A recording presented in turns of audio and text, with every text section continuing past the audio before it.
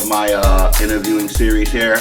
I'm very, very, very pleased to have a very special guest in here with me here today. The one, the only, DJ Dime. This woman, man, you can't say enough about her. She's definitely been doing her thing. She's on the grind. We got lots to talk about. I'm going to shut up. Let's just get right back to it. Dime, how are you doing today? I'm good. Oh, thank you for that intro, by the way. Oh, definitely, definitely. There's a reason why you're on the cover of Street Noise magazine. Right. And it's aptly titled Killing the Game. Yeah, thank you. You are definitely killing the game. Appreciate that, yeah. Let me just start from the beginning here. Let's go way back. When did you first start DJing, and how did you know that this was going to become your passion? Actually, honestly, I had a cousin is a DJ back when I was growing up. So this is like late 80s, mid 80s. And I used to help him carry his crates, pick out songs, stuff like that. But back then, you know, everything was bulky, heavy, setting up, doing this and that. And he was pretty big. His name was Doc Cozy back in the day. Yeah. Okay. And he used to DJ at, he went to Roosevelt and stuff like that. Okay. So I was kind of like into it. I was like, dude, that's dope. But I was kind of more into production and rapping than the DJ side.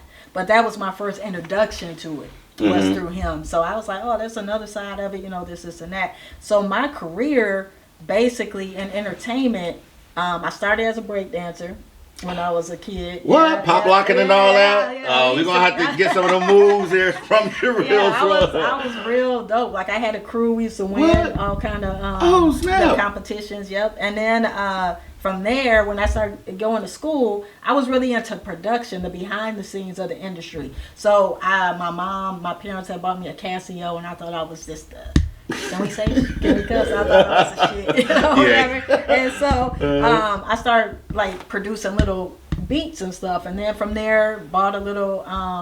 They got me a drum machine and, you know, things like that, and just playing around. Then I met a friend who's still one of my best friends to this day when we were in probably, I don't know, kindergarten, first grade, something like that.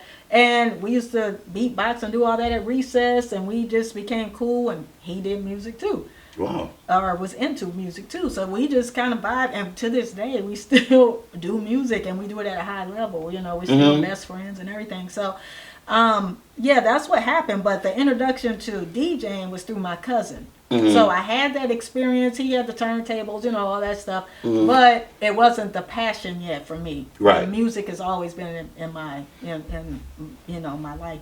So then I wanted to rap.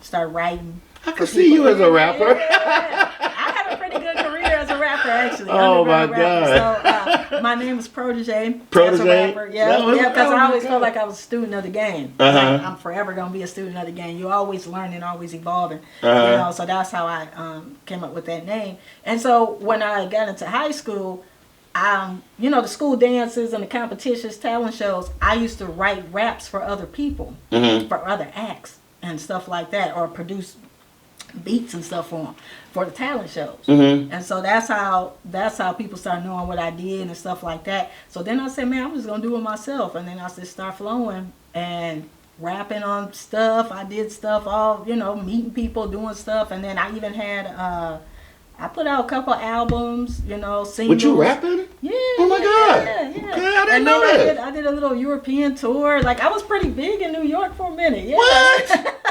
Yeah, I was going back and forth to New York. I got videos and everything, YouTube. Yeah. Oh my God. Yep. All under Protege. Yeah, I had a release party out in New York. Yeah. Like, New York for me is like I always say it's my second home, but career-wise, it's my main home. Because like everything I did big in my career started or happened in New York.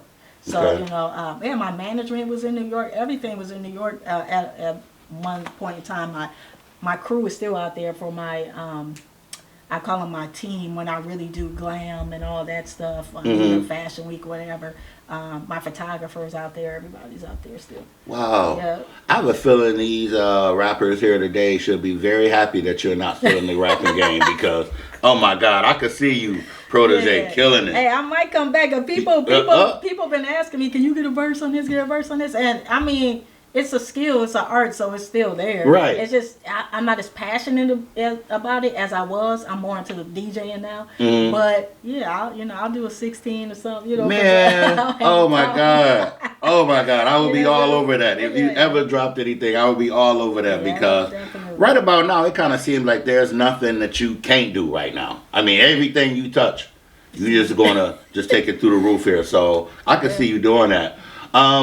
So you thinking that you may come back into the game here? I don't mind putting out a single, but for me, it's like I have to be passionate about it. Right. That's one thing with me. Like if I'm not into it, it's not gonna go nowhere. Right. Because I lose interest quick. Right. So that's what happened. How I came back full circle to the DJing is because like I would say when I first started DJing about 12 years ago, it was just like okay, I'm gonna do this. It should be fun, But I really didn't like the way rap was going. Right. Because when I was still rapping at the time, and I think there was an A&R or somebody my manager said, and he said, I think Nicki was first coming out or something like that, and he was like, I mean, she dope, but she sound more like MC Lyte. I need her to sound more like Nicki Minaj. Like it was a put down. Right. So I said, oh.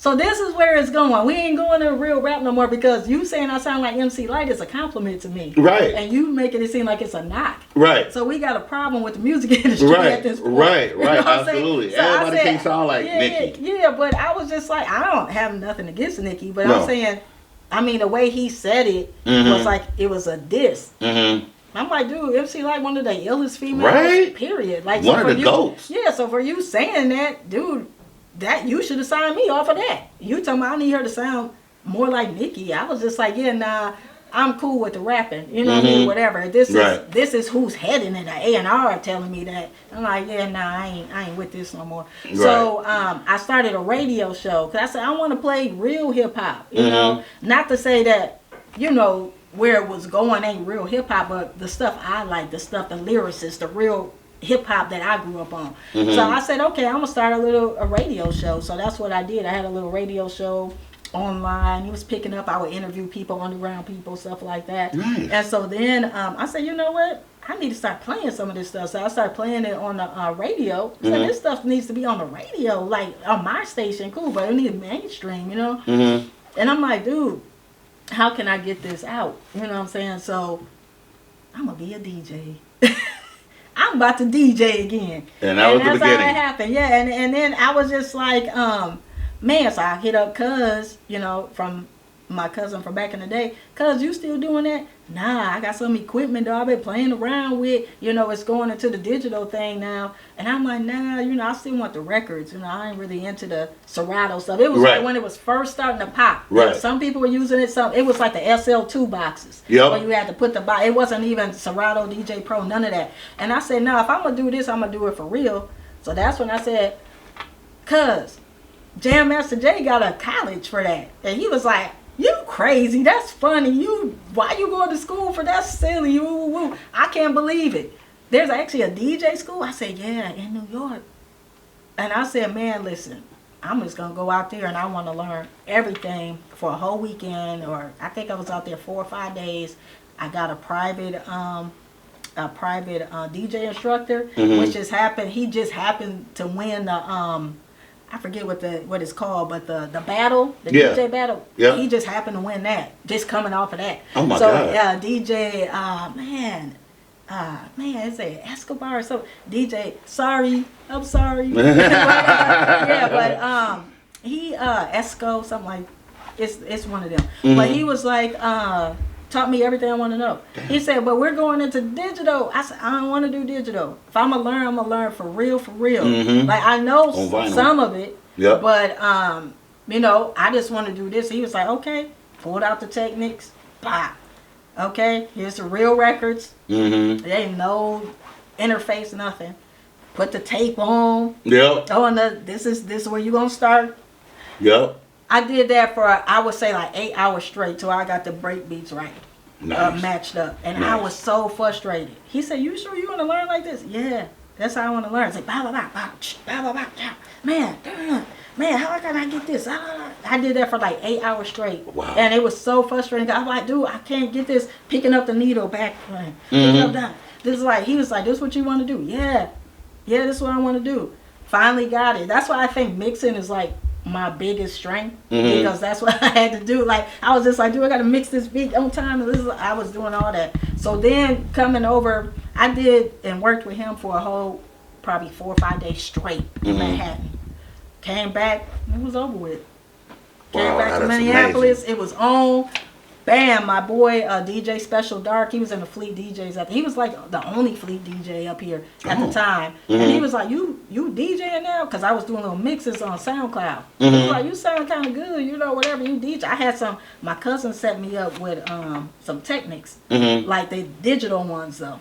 The SL, I forgot what they call the SLDs or something like 1200s, but they had the CD in them. But so I had the CD, blah blah blah. He had to go away for a minute, so he said, "Listen, I want you to do something with it.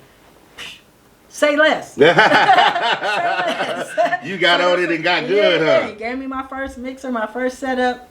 Came up. That's all I did every day. I came home, started recording myself, and Special Dark was like, listen, you need to, you know, you ever try, maybe get a controller, try Serato, see if you like it, because I was doing CDs. Came home with the boom, doing that and mixing that, killing that. And he was like, nah, try Serato, see if you like it. So I invested in that, got the SL2, Scratch Live, blah, blah, blah. I said, dude, this is dope. Everything's just like right there. I could put unlimited music on here. You know? And playing with that, started really killing the mixes. He was like, man, so I guess he had told some people about me, Classic and stuff like that from Fleet, and they out in North Carolina. I didn't know all this, so I'm doing my thing, whatever. Ended up getting my first controller, which was the Pioneer DDJ, what was it, SX, with the 4 channels and all that, and it was dope. So I said, dude, I could do all kind of stuff with this. Ooh, I could loop, I could do this. I got effects on it. So then he was like, you want your first gig? So I started doing mixtapes with him, all kind of stuff that's off the bat, because he, you know, saw something in me. And next thing I know, I'm posting up mixes and stuff. I get a tweet from Classic. This is Classic from the Fleet DJs. This is probably like 6 months after. And I'm like, hey, maybe 9 months or so. And I was like, he said, would you like to be a Fleet DJ? I was like, what?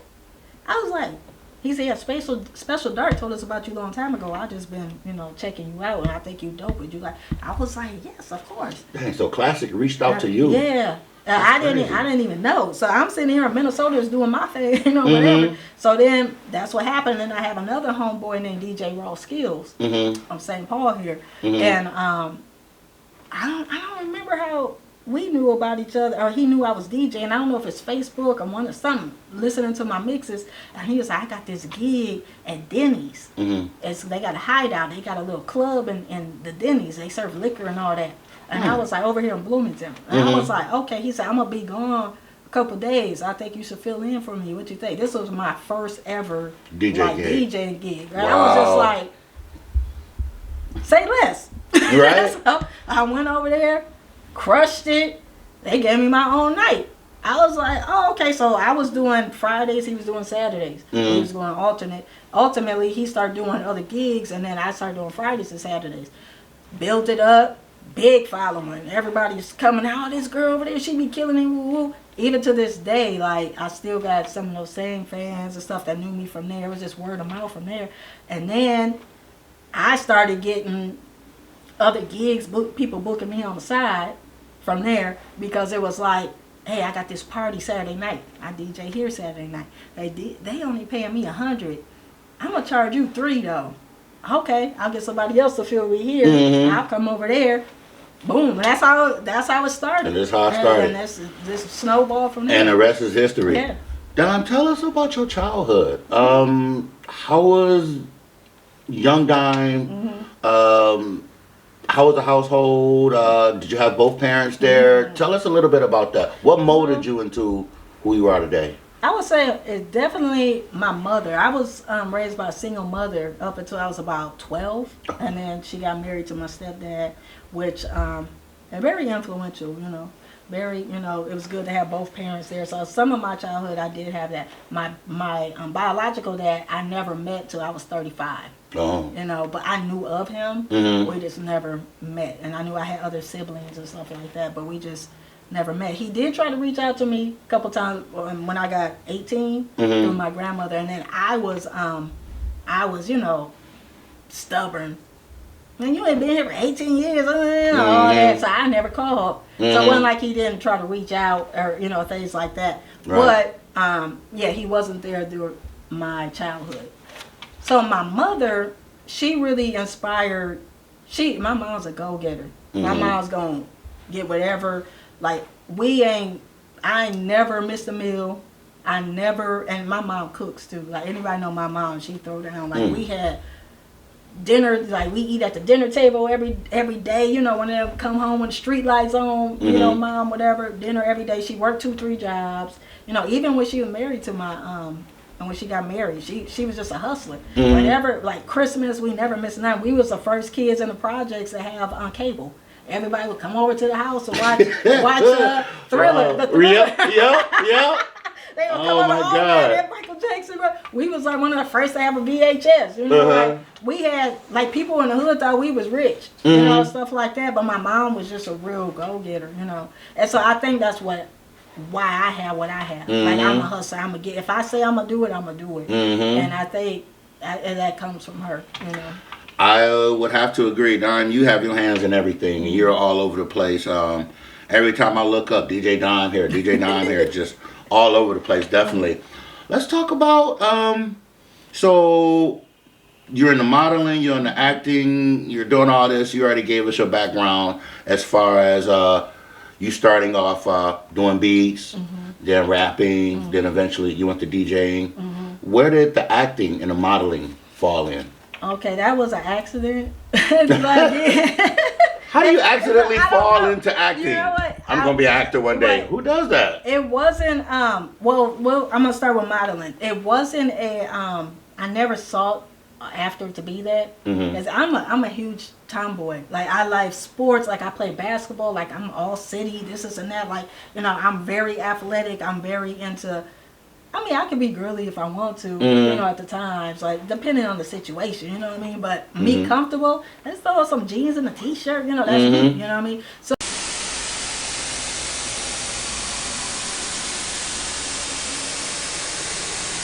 stay tuned. We'll be right back.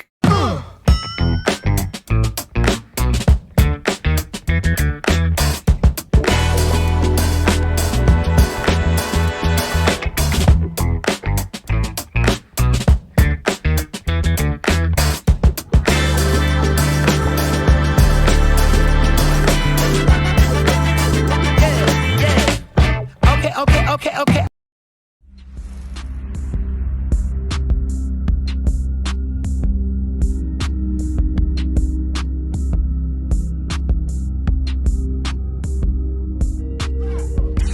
How to be emotionless, just to hold still.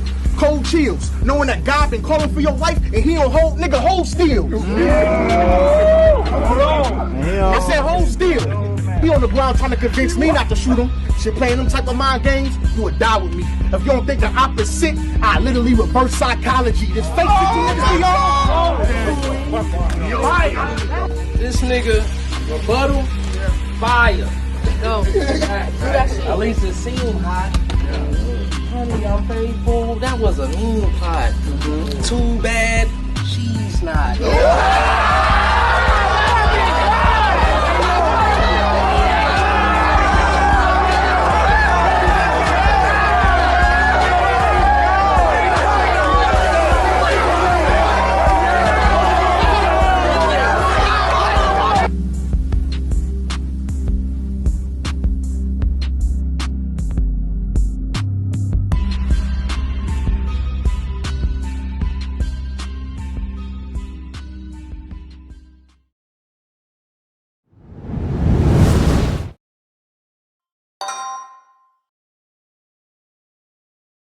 So, yeah, so I was like, man, I ain't doing that. That's too girly for me. You know, this and that. Like, this is the early 90s. So back then, you know, that was a style. Baggy clothes, TLC, all that, you know, overall. So I was like, dude, like, I'm a B girl. I don't do that, you know what I mean? Like, it's too girly for me, you know what I mean? Like, whatever. I come in there with Timberlands on, you know, everything. They was just like, nah. They was like, no, you should do it. So I said, listen, he said, just try it. If it works out, it do. If it don't, it don't. I went in there, killed the shoot. Nah. Did a comp card, but back then you had cards still. A couple pictures on it, and you go hand it to the modeling agencies. And back then, actually, Minnesota had like Casablanca. They had some pretty big modeling agencies here back then. Really? And so yeah, they had some good ones. And so I went, dropped my stuff off, see what the people gonna do. And I wasn't like into it. I was just like, okay, we'll see. Or he gave them to people, whatever. I had got calls left and right. Oh man, we want her. Woo woo. And then I was like, what, for real? So then I got my first gig. I said, oh, you can make money doing this? For real? So then I was like, yeah, let's do it. And then I grew to love it. So then I'm one of those people, like if I'm into something, I want to know it for real. Just like how I did with the DJing. Right. If I'm going to do it, I'm going out to where it started. I'm going out to have somebody really teach me. I'm really going, you know what I mean, from the basics. I'm not just going in like this digital stuff and move. No, teach me how to do this, because once I learn the real way, the digital or whatever other way going to be super easy for me. You know what I mean? So I was just like, okay. So if you put turntables in front of me now, I can use it. I can play them. You know, a lot of people can't do that. You know what I mean? Even if they're real records without Serato, I can do that. You know what I mean? Do I prefer that? No. But I can do it. You know what I mean? So my thing is, like with modeling, I was the same thing. It's like, okay, cool. You know, let's do it. See how it goes. So then it just grew from there, and I really got into it. Took runway lessons. Started doing some runway stuff, posture, makeup. You know, things like that. Because even now, people be like, who did your makeup? Like me. Like, I don't have a time for it, but I can do it if I have to. You know what I mean? Like, it's not like if I want to, you know what I mean?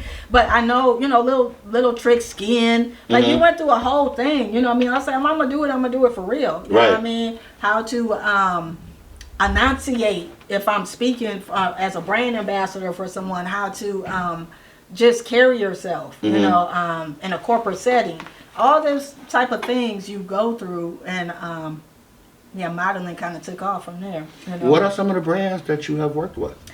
Recently, I just did a Cadillac commercial, which a couple weeks ago, which is good. I've done Best Buy a few times. I was the face of there. Like, people would call me in Atlanta, I seen you in Best Buy, girl. It was like in Miami, Best Buy, I seen you in the store. I was like, yeah, that's me. So I've done Best Buy a few times. Man, I'm trying to think. I've done I can't even think of everyone that I have. What was that thing you had with Fubu? Oh yeah, Fubu. Now that's on me. That's not through an agency.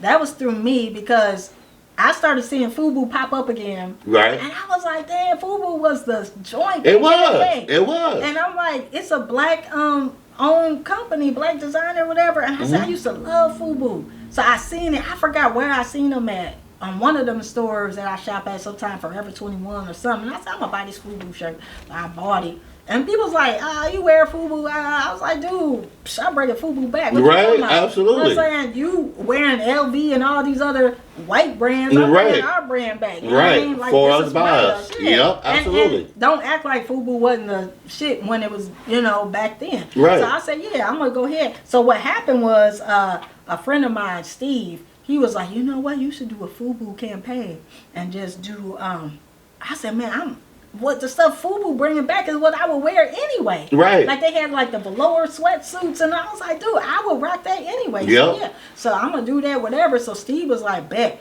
He's like, pick out everything you want. And I was like, I want all this. Whoa. He just bought it for me. I was like, okay, boom. I just started going out everywhere I went. Fubu this, Fubu that, Fubu that. And so then I had Keith Perrin, one of the owners. He's a friend of mine on Facebook. Oh my God. And I knew that. And actually Keith had reached out to me before about the radio. He got Fubu radio, stuff like that. And so I was just like, okay, I'm just going to show him.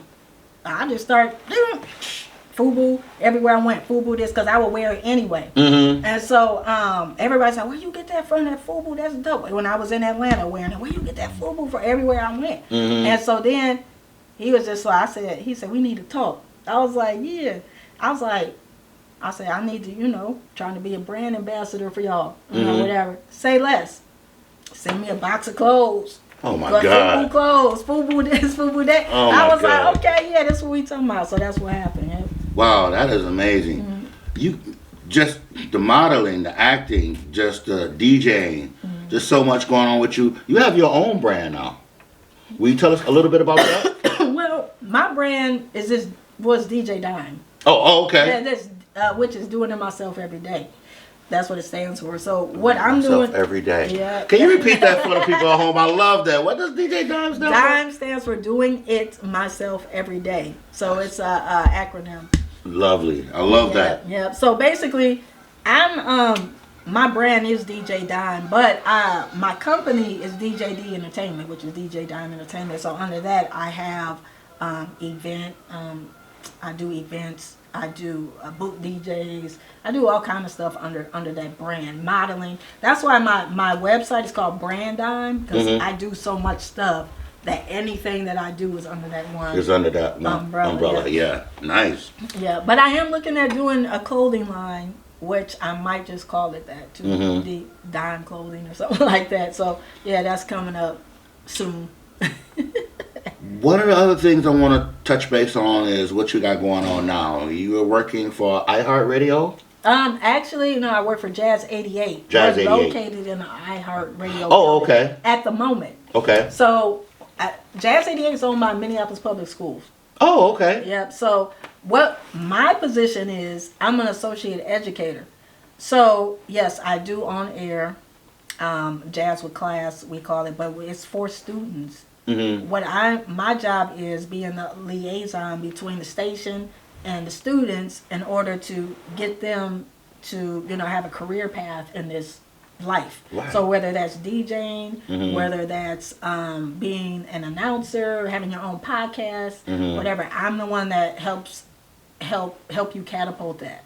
Right. So I go out in the field with all the Minneapolis Public Schools, and I work with students who want to do this type of work. Okay. Yep, and then at the same time with Jazz 88, I also host the show until I get enough students that could take over for me, and things like that. So nice. I love it though. So I have a DJ. I assist with a DJ course at Southwest, and then I have Franklin STEAM Middle School, and then we do podcasts and radio drops, and I think we're starting a little band over there and all kind of things. So it's cool. Yeah, those kids are really interested, and it's just so cool because I see myself in them.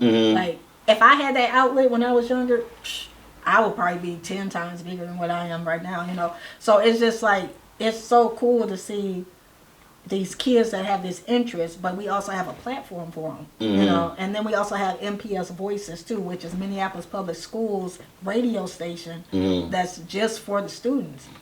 And so I help produce these shows for them, or help them come up with these ideas in order to have a voice. You know what I mean? So it's cool. I couldn't think of anyone that would be more fitting for a role model to do this for the kids here. I mean, just, man, where do you find time to do anything else? I mean, you're all over the place. Do you even sleep, Diane? Let's start there. Do you even sleep? Sometimes. Because sometimes... You are definitely all over the place. Yeah, I try. Right now, I'm working smarter, you know what I mean? But, like, my full-time job is Jazz 88 right now. I've only been there for 2 months. But I'm in the field a lot. So, for me, it's like I can work with the kids over here. I can, hey, do this for a couple hours, do this, it's pretty flexible. But it's just so cool because I'm doing what I love to do. I don't even look at it as work. You know what I'm saying? Like, working with these kids and stuff is so cool to me. So even though that's my 9 to 5, if you will, it's not work to me. You know what I mean? So if you're getting paid for something that you love doing, it's never work. Right. And that's the name of the game here. Everyone wants to find something that they enjoy doing and get paid for it. Then at that point, it's not work. At all. I never since I've been there, I never felt like I'm going to work. Mm-hmm. Even going into the studio, right now we're at iHeart, which is just crazy because you go there and you see, well, I walk in the doors, ushers on the plaques on the wall, Alicia Keys on the wall. So it's just a very inspiring Oh my place God. to just I come cannot to. imagine the vibe there, Yeah. God. And you just come in, it's just like this whole like circle full of guitars that are signed by all these people, you know. Uh-huh. So it's just like, dude, this is so dope. Like, you know, just coming into that. But then I go I come into work, I go into the production room. Mm-hmm. That's my job. This is DJ Dime on Jazz 88. You're listening to Dizzy Gillespie. Like, perfect for me. Wow. You know what I mean? Like, I love it. And then I'm done with that. Okay, I got to go meet with my kids today. You know, today's the day I got to go talk to them and help them with their podcast. Mm-hmm. It's perfect. I love it, you know. One thing I want to touch base on here is, okay, so you do have a college degree. I do. And what is that in? Communications. A lot of people don't know that. No, they don't. They don't. I've done a lot in my life. So, Mm-hmm. like, I will say this. I went to school right out of high school in the 90s. I went to college. Mm-hmm. Hated it. I told my mom, my parents knew the whole time I'm an entertainer. Mm-hmm. I'm an entertainer. Like, I had a chance to go to, I can't even think of it. I had a couple of scholarships for basketball. Because I was really good. So you could have been on the links as well. At the time, they didn't have a WNBA. Well, yeah. Yeah. But if they did, I probably would have went there. Right. You know, too. But, Wow. yeah, they, so I passed up on all that. I'm a musician. I do music. Mm-hmm. That's what I do. You know, and so when I went to college, here, I went up to Normandale for my first stint in college, and it was like they had no outlet for what I want to do in life, and it was just so boring. Like I was telling you, if I'm not interested and have a passion, it's not gonna work. It's dead to me. You know what I mean? Like I gotta have an interest in something, or I just can't do it. So it was like, no, counselor, no, you got to take history, you got to take math. Okay, I want to take photography, I want to take something, you know, creative. Mm-hmm. You can't do that yet, you got to get done with this. So I dropped out because I was like, dude, I can't do this. Like, I'm a creative person, you know what I mean? Right. This and that. So I'm 17, 18 at this time. So then I think I probably went 1 full year. I'm very smart. I just don't have the interest. You know, my mind, especially when you're that young. It's just like, dude, I don't know what I want to do. You know, and I think if I had, like I said, this type of program that we have now from Minneapolis Public Schools, I would have been so much further. Because this is like a creative outlet for kids. You don't necessarily have to go to college now to do what you want to do. Like, if this is what you want to do. They have programs. Yeah, they have programs, a trade for that. Like, honestly, you could come through our program from middle school, go to our headquarters are at North High. We're getting a $30 million revamp right now. That's why we're at iHeart. But once we come back, we'll have state-of-the-art studios, everything. You come through there for 4 more years. We hire you as an intern right out of high school. You're a broadcaster. Oh my God. You know what I'm saying? So it's just like, this is what you want to do. It's just a good platform for kids. So what I'm saying is that if I had that, I would have been more into going to school. I don't mind doing history and stuff as long as I have an outlet to do what I want to do too. Right. I never had that when I first went in the 90s. But then when I went back, I was like, what? I said, let me get my degree. I'm going to finish my degree. It's a bucket list thing for me. So this was probably like, when did I get my degree? I think I got it like 2014, 2013, something like that. So I was like, you know what? I'm going to go back. And when I went back, it was so crazy. I was taking piano. These was classes like I was taking like regular courses. I was taking photography. I was taking, public speaking I love. I was even taking acting and getting credit for it. Like, I was like, podcasting, all this stuff was there now. And I'm sitting here like, why didn't I have this when I was first, you know, in school, whatever. So now I guess they see that this is a career. You know what I'm saying? Before it was like, no, music, that's just a dream. You know, you're not going to be able to do that. But why not? How can parents get their kids involved in this type of a program? If they're watching right now, and they have someone, how can they get them involved?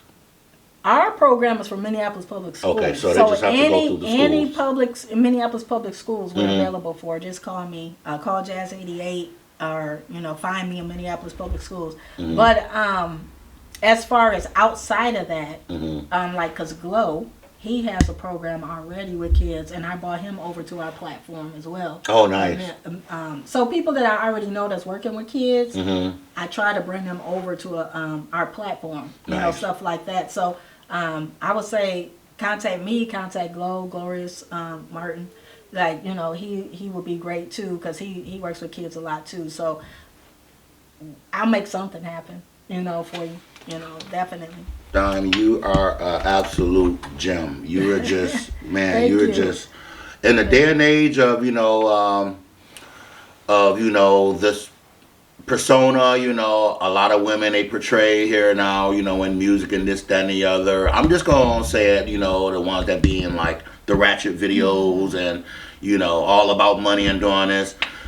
This woman right here, man, she is a role model. I can only pray that my 3 daughters end up like DJ Dime here and just all about her business. Is there anything that you could give to any of these young women that's out here watching right now? Any sort of advice that you would give them on what you're doing, and just a little insight to your formula on how you just do it? I would just say that never let somebody tell you can't do something, because we as women, and especially women of color, we're always getting told, oh, you can't do this, or that would never happen. You'll never be the vice president, and we have one now, you know what I mean? Or you never do this, you can never do this. So just know that we can do whatever we put our minds to, just like a man can do whatever, we can do whatever we want to do. And just keep grinding and keep doing it. Keep your focus. Like, I have a whiteboard. And so I write my goals down so I see them every day. I even give myself time limits as to when I'm going to do something. So I'll say, for instance, when I was becoming DJ Dime, I said, okay, I'm going to have my first residency in 1 year. And that happened. Boom, cross that out. I'm going to have, I'm going to be I want to go to other cities and DJ. Cross that out. So I give myself time to do it, be realistic, but at the same time I see it every single day. So I'm one of those people that whatever I say I'm gonna do it. I'm a go-getter. I am that person. Like, you see a lot of people be like, oh, I don't know how you do this. Like, you can have a vision, but you don't have the work ethic, or you don't have the grind to get to that. Absolutely. And nothing. You could be the most talented person in the world. I'm sure there's people that was better than Michael Jordan, but they didn't go the route to get to it. You know what I'm saying? I say that all the time. Yeah. I'm sure there's people that was better than Michael Jackson and just didn't go the right routes to get there. Their focus was something different. So for me, I always knew where I was gonna be. I always seen it. When I started DJing, even my cousin and people around me would say, "Oh, you gonna kill it," when you DJ, whatever. It's one thing to be talented. It's another thing to be confident in that talent, and then also grind until you get to where you want to go. You know what I mean? Like, with me DJing for the NBA, the WNBA, this was that was strategic for me. You know what I mean? I knew who I had to get to in order to get to that point, which is Generation Now. Shout out to everybody, Tim, and Matt Mardigan and all y'all over there. So my whole point was, let me get enough under my belt so I have a resume, so I have a tight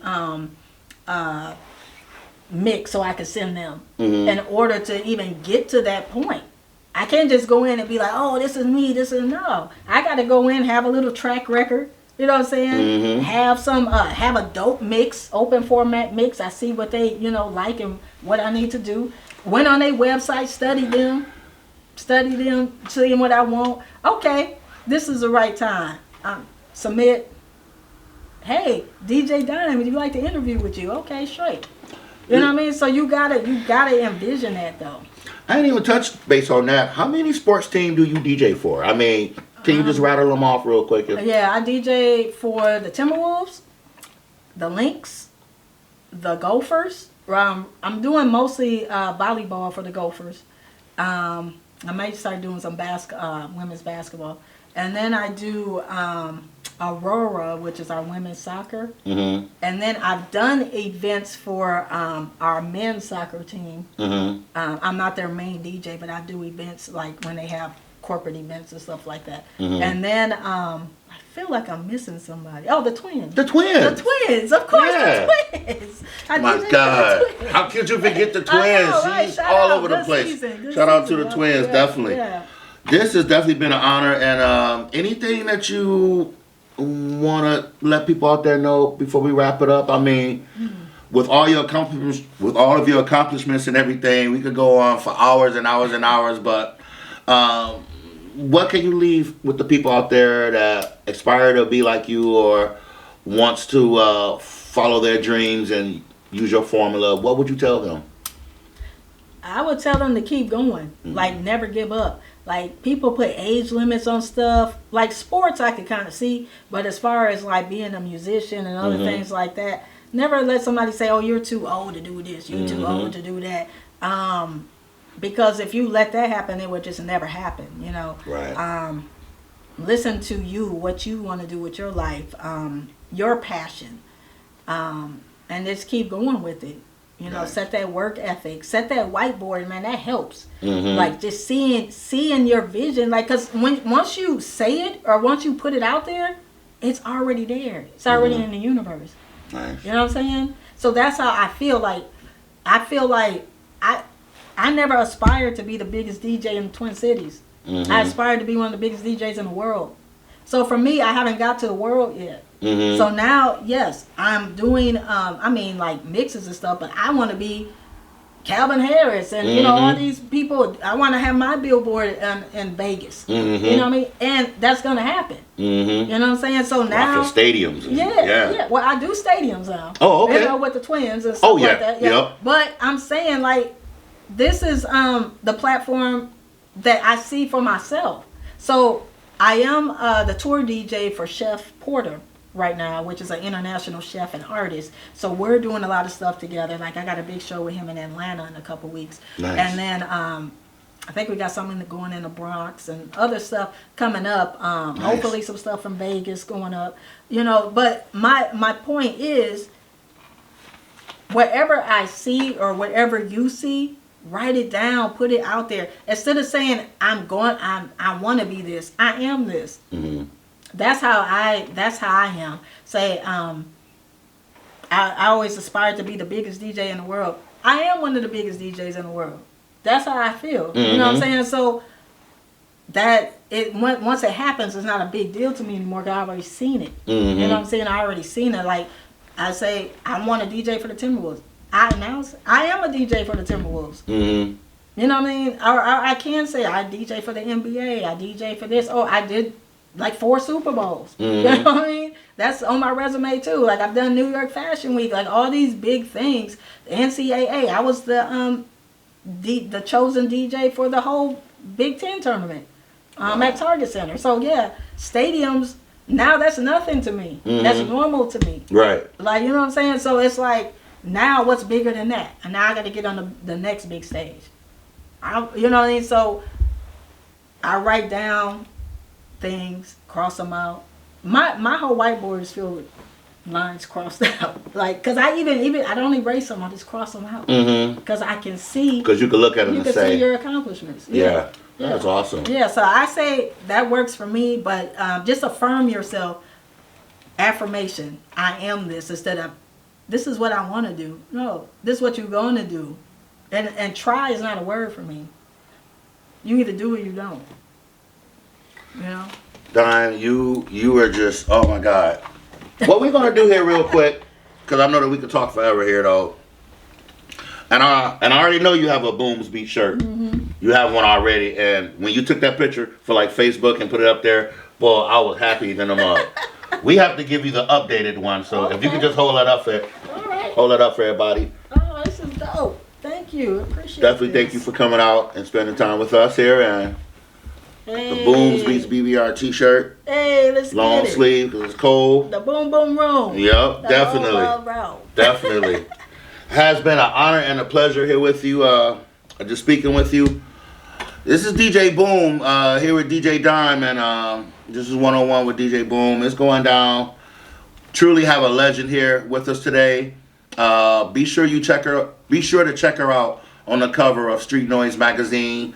The cover just says it all. She's killing the game right now. Anything that you want to leave the people here with, Dime? Just God bless and continue to be blessed and be positive. There's too much negativity in the world. Be positive. Absolutely. Well said. Definitely. Thank y'all for tuning in. Y'all take care.